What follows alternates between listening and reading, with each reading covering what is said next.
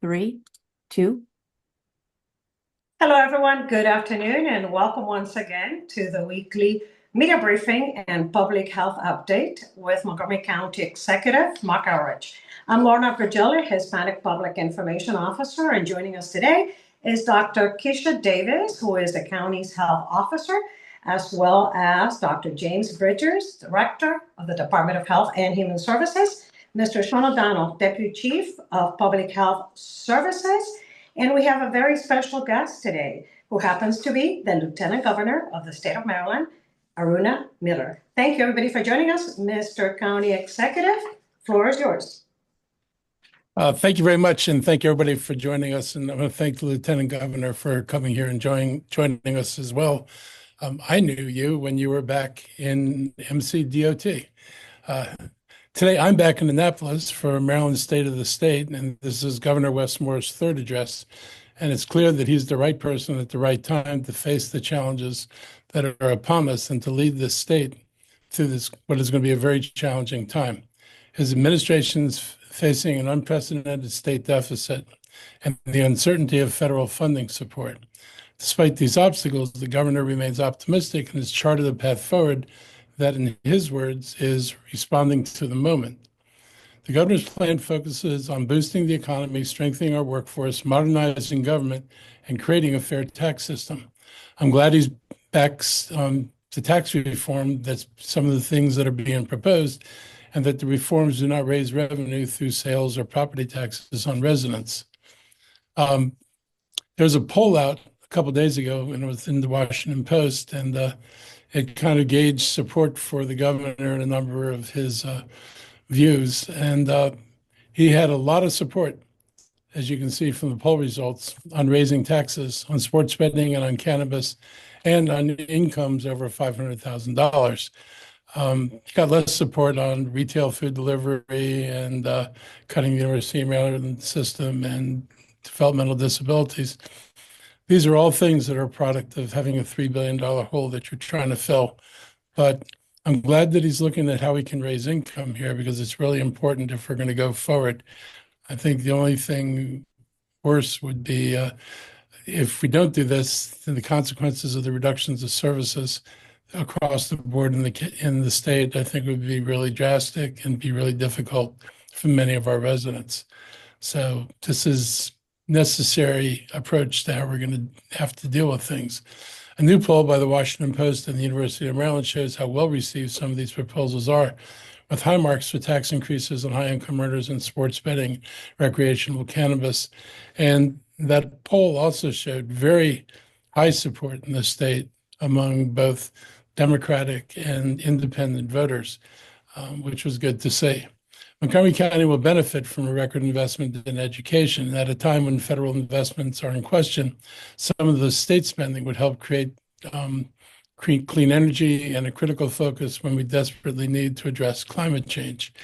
At the heart of this budget is growing the middle class, creating jobs, and spurring economic development activity.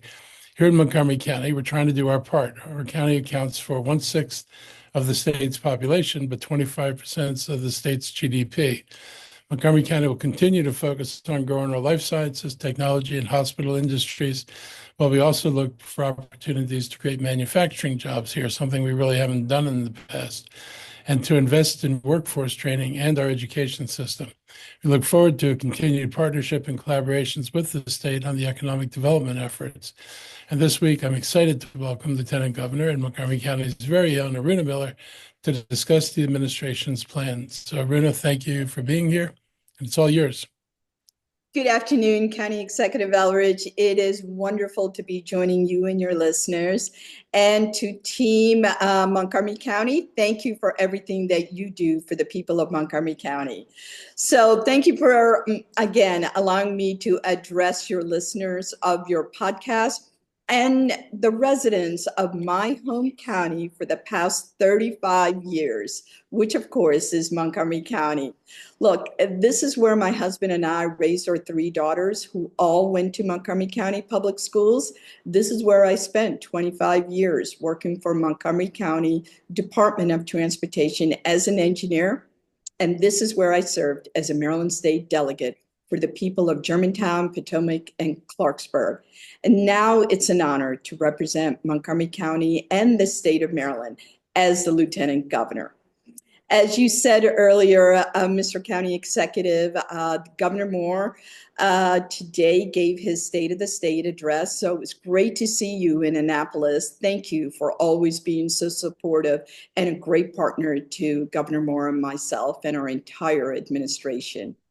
Now, the governor and I have had the honor to serve the people of this great state since 2023. Today, as was said, the governor delivered his third State of the State address. And there's no doubt these are challenging times.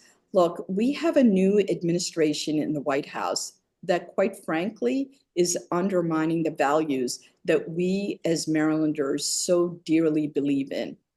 And the series of executive orders issued by the new administration have caused a lot of chaos, concerns, and the actions, that this administration's executive orders will hurt Marylanders in a deep way.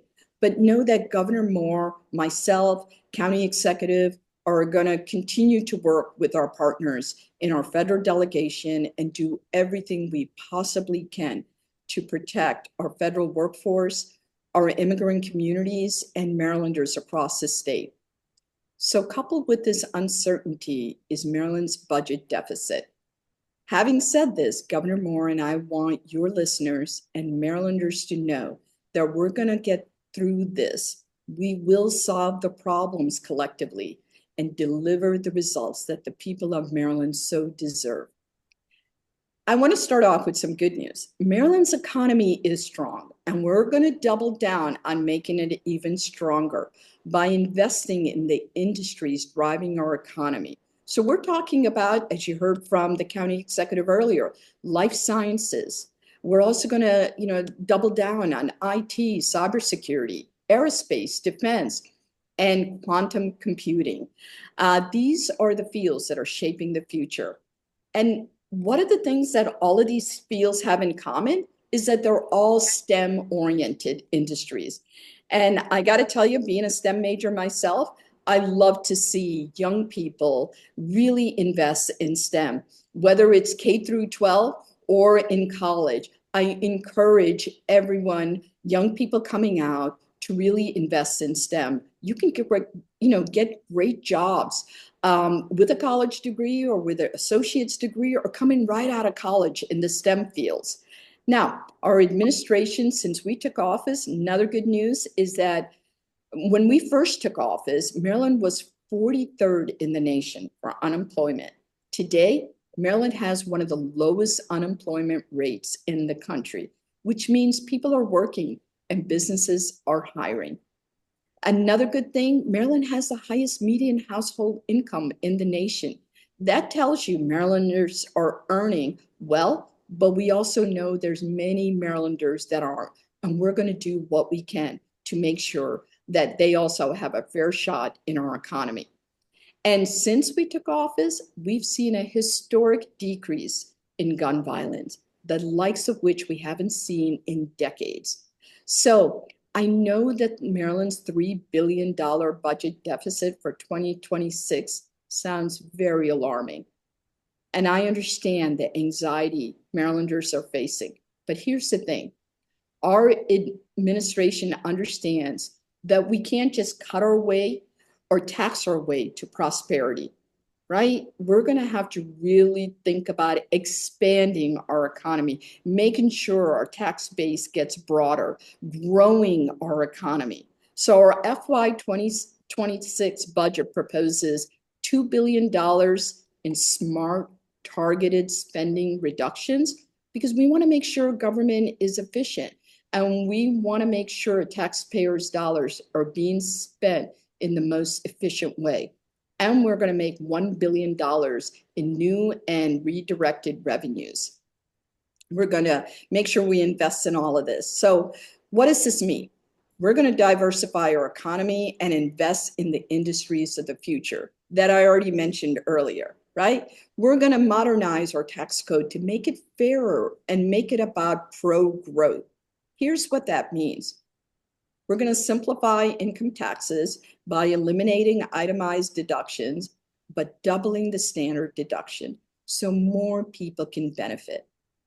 We're also going to make our tax system fairer by compressing the lower tax brackets, but asking the wealthiest to pay a little more. So what does this mean?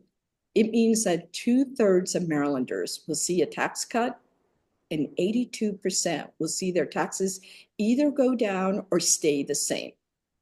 And we're going to also make sure that we adjust the casino table tax, gaming tax, and cannabis tax that the county executive mentioned earlier, that the polls showed that Marylanders very much support. These are some of the ways in which we will raise revenue. And as always, we will invest in our people. Look, Governor Moore and I believe the only source that's really rooted in our state and in our nation, and the ultimate source of all its wealth, is our people. So we're going to make sure that we invest in our people by strengthening our labor force. We're introducing the RAISE Act legislation, which proposes to offer non-college career pathways through apprenticeships and creates Maryland Office of Apprenticeship Development for the first time in Maryland. And our administration has already invested in $400 million for child care subsidy. When we first started, there was only $60 million invested in this. But Governor Moore and I believe that families in Maryland don't have to choose between taking care of their children and getting back into the jobs, into our economy. And we also invested in the Enough Act, which is going to target childhood poverty. And we have the nation's first ever service year option because Governor Moore and I believe strongly in service. We believe service is sticky, and service is what's going to save us. When people feel vested, young people particularly, in their communities, we're going to be that much better. And of course, we've raised the minimum wage, but there's still a lot that we need to do. So what I want to say before I conclude is that all of us recognize we are facing challenging times, both with the Maryland state budget deficit and the chaotic changes being proposed by the administration at the national level. Our administration we're going to work with our partners at the federal, state, and local levels, and we're going to work with our private industry partners, and most importantly, all the communities in the state of Maryland. Together, we will navigate through these challenging times. So thank you for having me here, and I look forward to hearing any questions. Thank you, Lieutenant Governor. Members of the media, this is the time for questions regarding the state of the state address.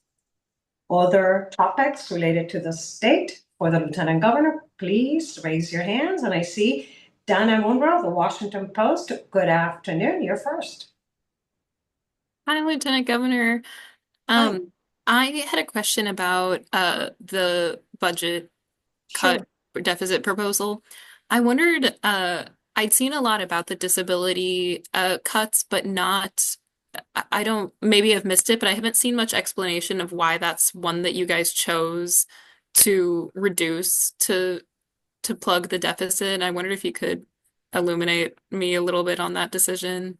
Sure. So first thing, what I want to say is, look, the budget is just the beginning, right? We're here during the 90-day session, legislative session, where the community will get to weigh in, and the legislature, we will work in partnership with them, and ultimately a budget will be passed. Now, the reason why there was cuts that were being proposed for our, DDA is, number one, let me just say from day one, Governor Moore and I have been committed to building an administration that uplifts every Marylander, including those with disabilities. And during the first 2 years of our administration, we have increased the budget of the Development of Disabilities Administration by $630 million. And some of what we're proposing to do is cost containment and cuts that, look, quite frankly, we know this is a community that's very vulnerable, and we're going to continue to fight for them. But again, when we take a look at the $3 billion budget deficit, we're looking across all our agencies on where we can make cuts that are fair. And every community is going to feel, well, that's not fair that you're hitting us and not another one. Look, we're looking across the scale to see every one of the departments. And again, we will work with the DDA community. We are hearing from them right now, trust me. And this is something very near and dear and personal to me. I have a family member that is severely intellectually and developmentally disabled. So I know the challenges that these families face. And I assure you that we hear them, we see them, and we're going to work with them, during this 90-day legislative session and get to the point that they feel satisfied and that we're still able to adjust to this deficit that we're facing. Can I ask a follow-up question, Yeah, Lorna? go ahead. Go ahead. Can you clarify a little bit for us, like where the superfluous spending is in the DDA that like was not being used well, or just like where in their budget you're looking? Well, I actually did an op-ed piece on this, and I went into details a little bit about where that is. Look, it's from the Center for Medicare and Medicaid Services. We've made a lot of measurable progress there, but there are areas in which we have, because through legislation that came before Governor Moore and I came into the administration, including being able to do things that are self-serve. I don't know if you're familiar with that particular legislation that came through, where many of the families that have been going outside into the community to get services are now doing self-service, Mhm. right? And as a result of that, it's been great for the families. There's no doubt about it. But there's also been, situations where some, percentage of people have abused this, and we want to make sure that we get to that, right? And again, over the past 2 years, we've increased it tremendously. We are going to make sure that we still meet the needs of the disabled community. We know how vulnerable they are, and we're going to get to this because we're hearing from them, and they're talking about in ways we can improve it. And with our partners in the legislature, we will do this. Sorry, one more quick follow-up if that's okay. Sure. Um, are you fairly confident then that this cut will not impact people that are getting services? It will not reduce their services. It's like kind of cutting areas that aren't being utilized already. Well, here's the thing. I can't say, for 100% Hmm. nothing is going to be impacted. Of course it is. Look, when you're facing a budget deficit, there's a lot of moving parts here, and not everyone's going to be happy with the end results. But we're all going to listen to what they have to say, and we're going to do what we need to do so they can get the best services they need in the end. Might not be exactly what everyone, the particular community is looking for, but look, Governor Moore and I will listen, and we're going to adjust our sails. That's what life is all about, especially during when we're navigating challenging times. Look, some of the things that have increased has been higher wages that have been paid, right, to services and care settings that people are in. And while I think that's a good thing, but it also has a big impact on our deficit. So we will continue to work with the community is all I can say. And I hope we reach a point where they are satisfied and we're able to close this budget gap. Thank you. Thank you. Gina Bixby, Bethesda Today, Mocha 360. Go ahead.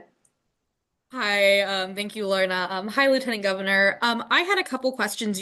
As you know, in Montgomery County, we have a very large federal workforce, and a lot of people are getting laid off. A lot of people are scared. I mean, I even had people that I've been supposed to talk to for stories that even don't want to, like, we're supposed to be anonymous, and now they're too scared to even do that because they're worried about, Yeah. retaliation. is there anything at the state level that you all are looking at to support people that could be losing their jobs in the coming months with this so-called restructuring? I know these are very, very scary times, and our hearts go out to every one of these federal employees that are dedicated, that have committed to public service. And Governor Moore and I are going to do everything we can to protect them. Now, the biggest thing that we can do is work with our federal partners because they probably have the biggest impact on things as far as stopping the new administration from some of the reckless proposals that they have forward. Whether, for example, they try to, stop the grants and federal funding from being delivered to many of the services that are in our state and throughout our nation. They were able to stop that.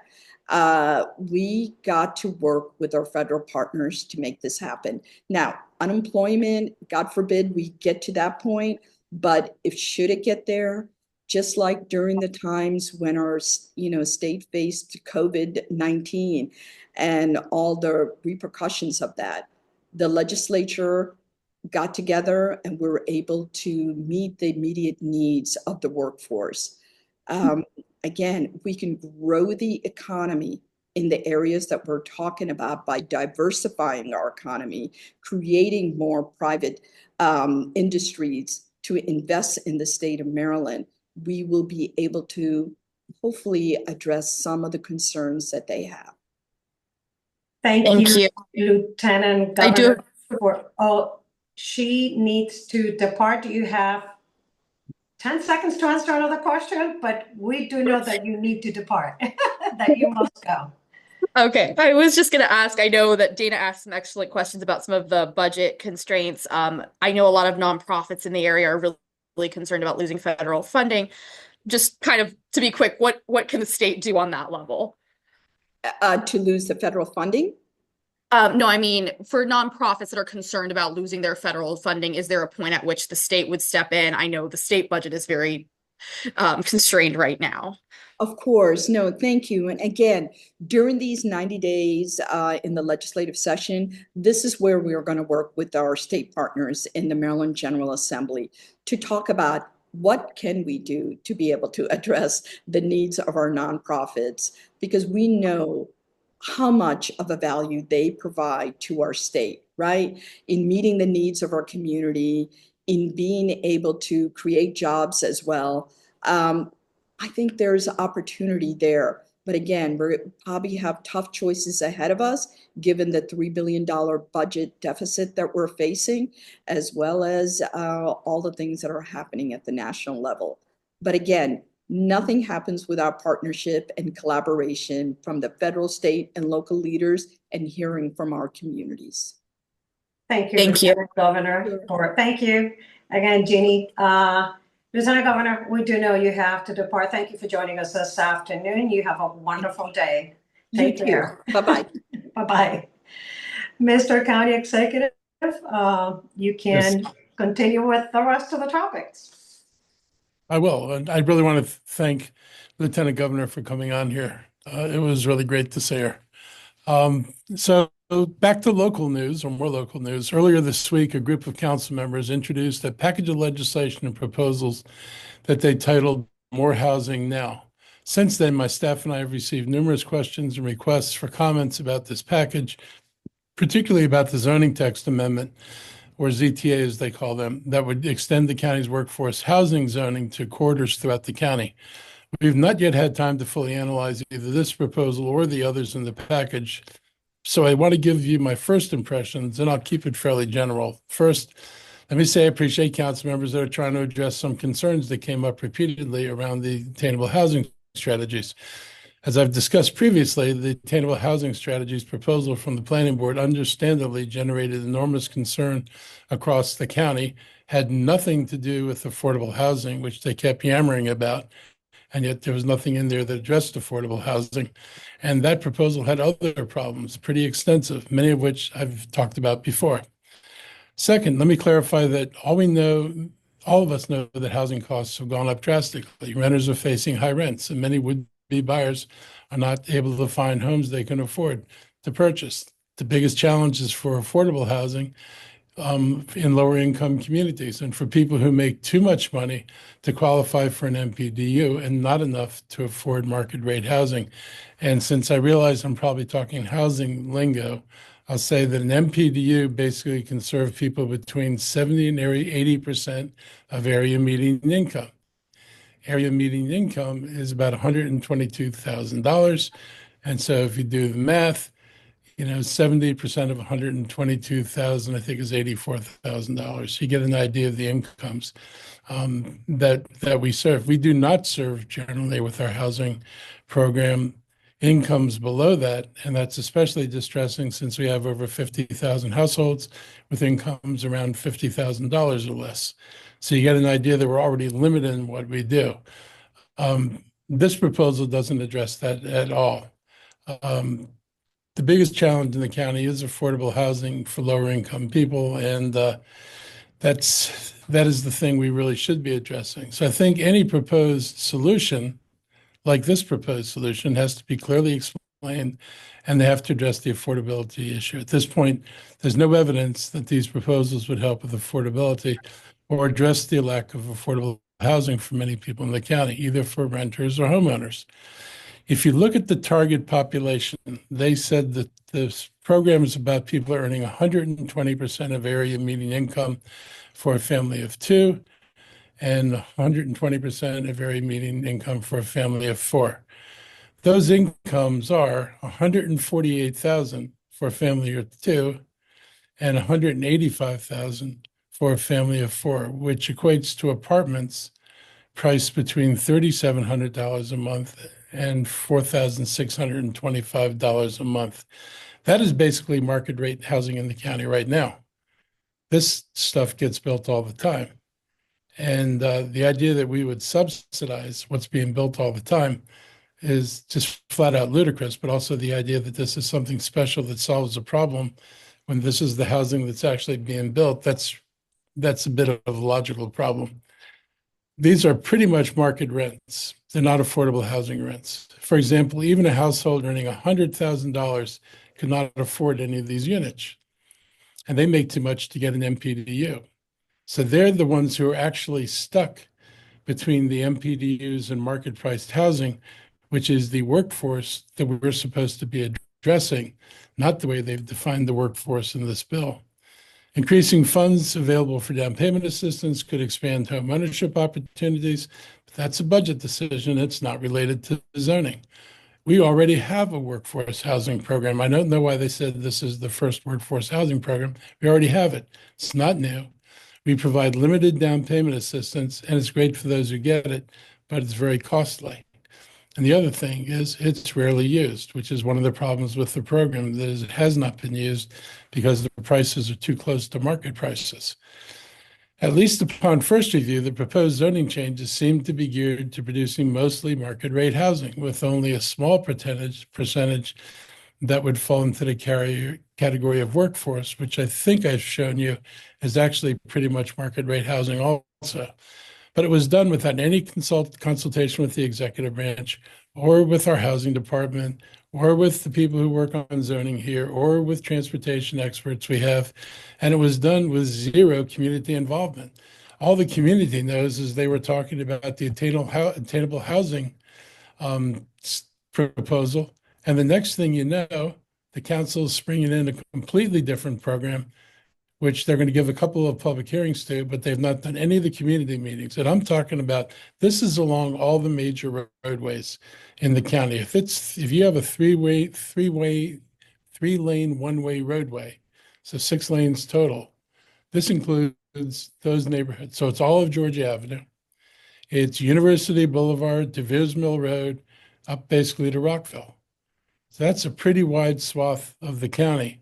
And then there are a lot of other roads that are included in it. Connecticut Avenue fits this description. So you're looking at a major impact on much of the county, and there have been no community meetings anywhere to discuss this. So basically, it's a major rezoning of the county without actually talking to the people who live here. The county adopted workforce housing programs almost 20 years years ago. So before anybody embarks on a new workforce housing proposal, they ought to meet with the housing department and understand what the problems are with the existing program. And they'll see, as I said, that there are real problems getting it to actually provide affordability. That's probably why it's rarely used, and it's unclear who's benefiting. Our Department of Housing and Community Affairs has been analyzing what is working, what needs to be changed, and we're happy to have those discussions. This proposal is also confusing. It was developed and presented as a surprise, as I said, to the executive branch and the communities in the county. And the timing of the surprise announcement, before there was any public resolution to the Attainable Housing Program, has created even more confusion about whether the new package is a first step towards implementing attainable housing, or is it a replacement for attainable housing? Residents had reasonable expectations that they would be consulted after the listening sessions. Now they're trying to understand what the impact of these newest proposals would be, and they're going to have a limited amount of time to figure that out and have a couple of public hearings. Many of them are equally concerned about this being rushed through, and they won't be able to understand what happened. So I certainly hope that any proposals be carefully reviewed and explained with meaningful input from the communities, all of the affected areas. In fact, this countywide approach to rezoning that is in the attainable housing strategies and now in these ZTAs replaces the longtime approach of master plans that historically have engaged the affected communities. The combination of these two approaches has rendered master plans meaningless. And people who live here now, think about all the folks who go out, went out, looked for a house, looked in neighborhoods, say, I want to live there. There is no longer guaranteed to be there, not because of decisions that the people who live there make, but because some planners decided we want to change the shape of your neighborhood. It's really troubling approach to public inclusion and to the residents of the county. And I'll point out again, the county has over 100,000 units that are zoned in master planned areas that have not been built yet. These are not one-off houses that are proposed to be replaced. These are actually packages that look at the whole of an area and look for opportunities to provide housing. I can tell you that this kind of housing is not in those plans because this kind of housing hasn't been considered before.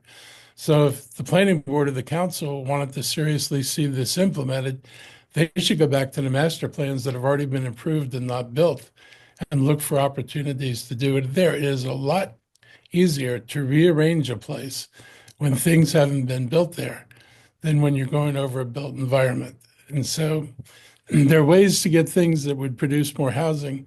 This is probably the worst strategy to pick, particularly since you have alternatives that could be as productive, if not more productive than what's being proposed here. And lastly, I'll say, for this to work, you need thousands of existing homeowners or investors in rented homes to sell those properties. This is not like buying a quarter of a block in downtown Bethesda or Silver Spring and getting a rezoning for that area. This requires you to buy all the houses on the block to have any kind of meaningful impact. So it's got issues, and I hope there's full opportunity for everybody else to play a part in this. Excuse me, my throat is dry. So there are a lot of questions that I think have to be answered. You have to ask yourself, what's the impact on infrastructure? What's the impact on transportation, parking, and schools and stormwater, emergency services, public safety, parks? These are all major issues to consider for a plan that is as massive as this plan is. So at this point, there are more questions than there are answers, and this needs to be resolved. So I look forward to continuing discussion, but we're going to continue to analyze and inform people as best we can about what this means. Moving on to another topic, and a really bad one, I think a precursor for what's going to come. Like many people in the United States and around the world, we're justifiably outraged by the elimination of the United States Agency for International Development. The decision to shutter this agency is dangerous for our national security. Also reflects a departure from our nation being a beacon of humanitarian aid and support. Chris Van Hollen called the move an illegal power grab. Congressman Jamie Raskin noted that the elimination of USAID puts lives at risk. Congressman Glenn Ivey rightly points out that only Congress has the power to make decisions like this. For decades, the agency has distributed money to our allies to fund non-governmental organizations that help provide help to people around the world. USAID employs many federal employees and contractors, including organizations and employees in Montgomery County. Many were told this week they no longer have jobs. This is another setback for our county's workforce connected to the federal government, which has been under duress over the first 3 weeks of this presidency. Our county's congressional delegation has vowed to fight against this decision, and I thank them for their efforts to protect USAID and hopefully the other federal agencies. And this is part of the critical work they do. I think Congressman Raskin said it best in response to this crisis. The election of President Trump did not create a fourth branch of government called Elon Musk. And if anybody wants to get really disturbed, go to Wired Magazine. There's a 2-page spread in Wired Magazine, this issue, that shows Elon Musk's wealth and holdings around the world. It's pretty impressive, and it's a reason to worry if this man is going to be calling foreign policy shots, among other things. This month is Black History Month. It marks 50 years since the very first Black History Month, and every year it allows us to look back at the contributions of Black Americans here in Montgomery County and beyond, but it's also a chance to look at the history of the Black community in Montgomery County and beyond. And it's significant to me because I do not think the country can heal itself and put itself on the right course until it deals with its own history. And we've done a pretty remarkable job of avoiding real discussions about Black history for years. The Trump administration literally wants to make it illegal for federal employees to have these discussions or to base decisions on what you discuss. It's anybody who has worked to address inequities in society and to help raise all people up is being targeted for removal from their jobs. When it was introduced under the term critical race theory, and that effort was vilified. Critical race theory is nothing more than just telling the truth about American history in the way that it actually occurred. I really regret that that thing got labeled as critical race theory because it's not just about race and it's not a theory. It's the history of what happened in the United States. That may be uncomfortable for some, but it's the reality. The end of the Civil War and the passage 100 years later of landmark civil rights legislation failed to create the necessary programs and changes to give full and equal rights to Black Americans. I mean, imagine you had been repressed for over 300 years. You had no opportunities really to build wealth. You'd been excluded from property ownership. And suddenly somebody passes a bill and says, now you're free and equal. Well, you may be technically free and equal, but your position in society is well below the position of most other people in society, most notably white people in society. At the point of your freedom, you are way behind where other communities are, particularly in terms of economic strength. So for too long, we've denied the aspiration of liberty and justice for all, and I don't think we realized it had no real meaning for many Black Americans. It's frightening to me that even today there's a drive to pretend that enacting racist policies never happened and that its impact doesn't matter.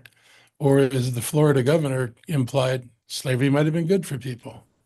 In Montgomery County, we use this month to highlight educational opportunities through our libraries, recreation centers, even our agriculture office. The Underground Railroad runs through our community, allowing slaves from the South to travel north to freedom. And this county was blanketed by plantations that used slaves. When that ended, our predecessors found another way to block benefits of freedom to the formerly enslaved people by placing racial covenants on much of the land in Montgomery County. Those covenants prevented Black people from owning or renting homes in the county, and they actually persisted until the end of the 1960s. So that's a long time post-freedom to not have freedom. And we still struggle with that and the consequences of it today. We announced in December that the Executive Office Building in Rockville will be renamed to honor former county executive Ike Leggett. This renaming ceremony will take place on Monday, February 24th at 3 p.m. with speeches honoring County Executive Leggett, followed by an official unveiling of the Executive Office Building's new name. We expect a packed house to honor this great man and are asking folks to RSVP to attend. Please share the email legateevent@montgomerycountymd.gov with those interested in reserving a spot to this historic event. And we'll also put this email address in the chat box. Finally, turning to community health, flu cases continue to drive a rise in hospitalizations. COVID-19 cases have also increased, but they are far below historical averages for this time of year. I want to give my health team and others a chance to update you on other matters before taking your questions. So now I'll turn it over to HHS. Thank you, Mr. County Executive. We are seeing from our surveillance data, our wastewater and our emergency departments that our flu cases continue to rise. If people know people have been sick over the last few weeks, there's a greater chance that it's flu than other times of the year. So we still are encouraging caution. And if you are sick, please stay home. Wear a mask if you're around others. We also want to talk real briefly about another type of influenza, and that is the highly pathogenic avian influenza, or bird flu, as we've been calling it. Late last week, we were in communication with the Maryland Department of Health and the Maryland Department of Agriculture, and they confirmed that there were some chickens in a backyard flock in Montgomery County who had died and been tested and come back with positives for the avian influenza. The Maryland Department of Agriculture worked with that backyard flock owner, and they have euthanized all the other chickens that they had to prevent the spread. And they're continuing to monitor other local farms that may be raising poultry in their backyards. Our disease control team, along with Maryland Department of Health, have been monitoring the owner and anybody else who may have been in contact, just to rule out any human symptoms. And so far, we have not seen any. But that does raise the question of what people should do if they see a dead bird. So far, avian influenza has been detected in more than 11,000 wild birds across the United States, and impacted a lot of poultry farms. So our partners at the Maryland Department of Agriculture do want to know if you have a backyard flock of poultry and you have some of your poultry die or become ill, please contact the Maryland Department of Agriculture. We're sharing this number, whether it's during the daytime or after hours. They want to know immediately if your backyard flock is ill or you have some deaths. We're also going to be concerned if any of those large waterfowl or birds of prey, if you encounter them out when you're walking around and you see a dead duck or a goose or a hawk or a falcon, please don't touch it. Again, please call the Maryland Department of Agriculture because they're going to investigate and try to determine if we're seeing more avian influenza. Far more frequently, we have what we call songbirds, or those birds that just come to your yard, to your bird feeders. You often don't see them when they die. If you do, the likelihood that this was avian influenza is lower than those other birds, and the likelihood that they're going to spread it within flocks is lower. So we're not recommending that you call the Maryland Department of Agriculture for those. Please don't let your pets go near any dead birds. Even if they don't have avian flu, they may have bacteria growing on them, and it can make your pets very sick. If you need to dispose of it to protect your children or your pets, you can do that by either burying it or double bagging it and putting it in your outdoor trash. Again, please wear gloves. Please wash your hands after doing it. So we're trying to make sure that people don't pick up any other diseases from handling animals out in the environment. So the last thing I just want to mention is this is National Heart Month, February. Of course, that goes hand in hand with Valentine's Day. I suspect a lot of the listeners out there have gone through a January where they've tried to be to start a healthy start to the new year. Um, we commend everyone who's done that. February is a short month. You can keep it up through February. Uh, Heart disease is the number one killer in the US and in Montgomery County. COVID made those numbers particularly worse, and they're starting to get better. But there are so many different things that can contribute to your to a healthy heart, from getting better sleep to eating healthier, being active, reducing and eliminating smoking. Make sure you know what's going on with your blood pressure and your cholesterol and your blood sugar. If you don't know what those numbers are, you should see your doctor and make sure you know whether they're in the healthy range. Because there's things you can do to get them down if they are there. And they have sort of a lifetime impact to where your heart health is. And again, for the number one thing that causes death in our community, there's a lot more we can do and be aware of to improve our health.